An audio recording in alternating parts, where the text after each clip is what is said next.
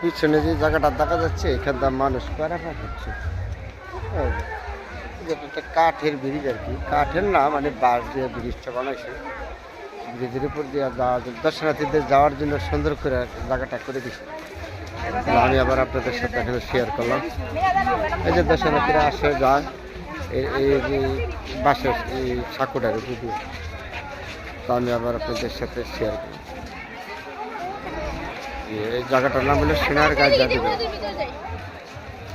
দাঁড়িয়ে রয়েছি এখান থেকে, এই যে ব্রিজের বাসের ব্রিজের উপর দিয়ে ওরা যাতায়াত করতেছে। গাছপালা আছে, সুন্দর আছে, মানুষ যাতায়াত করতে আসতেছে। ওটা একটা বাসের ব্রিজ, তো ব্রিজের উপর দিয়ে আসতেছে। ওখানে আমি আপনাদের সাথে শেয়ার করলাম। খুবই সুন্দর জায়গা।